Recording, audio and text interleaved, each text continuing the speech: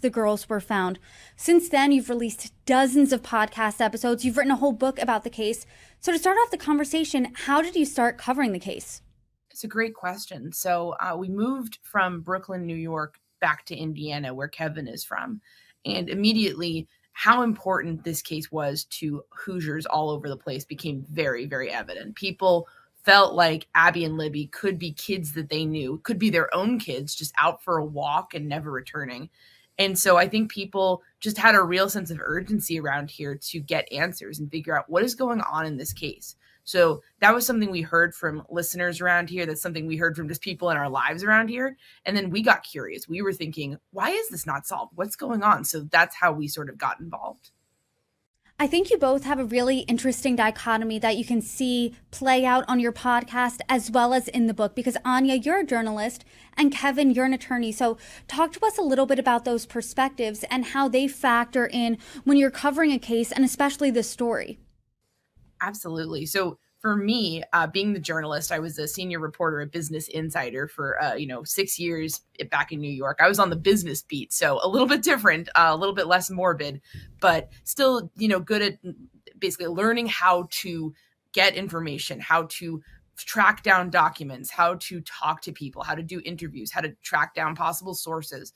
And so that's been kind of my primary responsibility for us is trying to figure out, how do we cover the story? What's our angle? How do we kind of get into this and unlock information? Because one thing that's very important to us is, if we're going to cover a case, we want to add something to it. We don't want to just kind of copy what everyone else is doing or read another kind of quick summary. We want people to walk away with, oh, I didn't know that. Or, oh, that's a new person we heard from. So I think we just wanted to, that's where I kind of come in. And in terms of the law, so much in this case happened in court filings, which basically are written in a language that's very difficult to understand if you don't know law speak, for lack of a better word.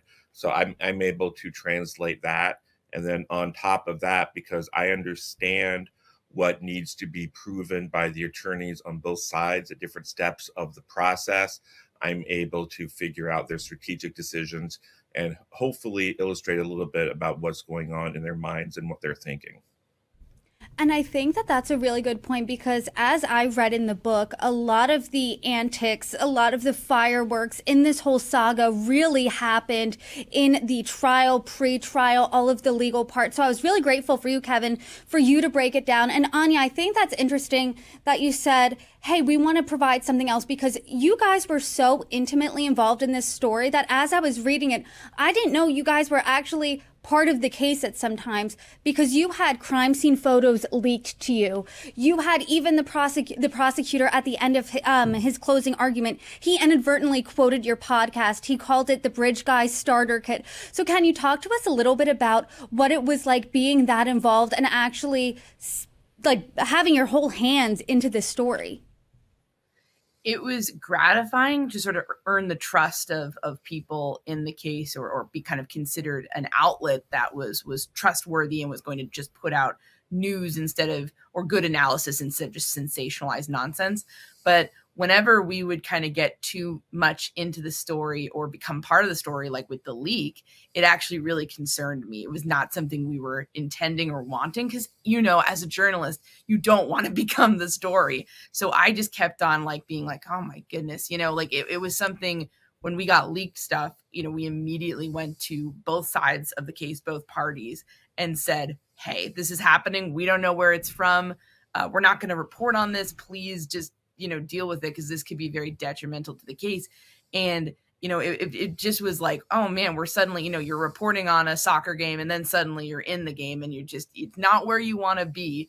But we tried to handle it as gracefully as possible to avoid compromising our own ethics and avoid compromising the case. Because it was one of those things where it's not newsworthy to report on these photos, and it's not ethically right, because they shouldn't be out there sealed, and they don't really add anything to the public discourse.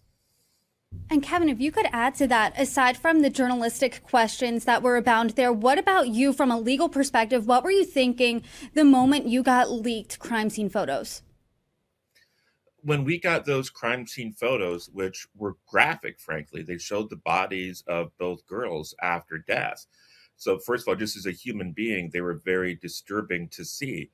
But as an attorney, the first thing that came to my mind is that this could really potentially affect the outcome of the trial.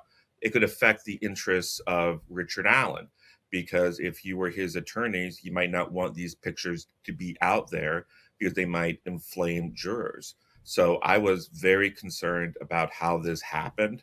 And I was very concerned about trying to figure out a way to hopefully deal with it without jeopardizing the rights of the accused man to a fair trial.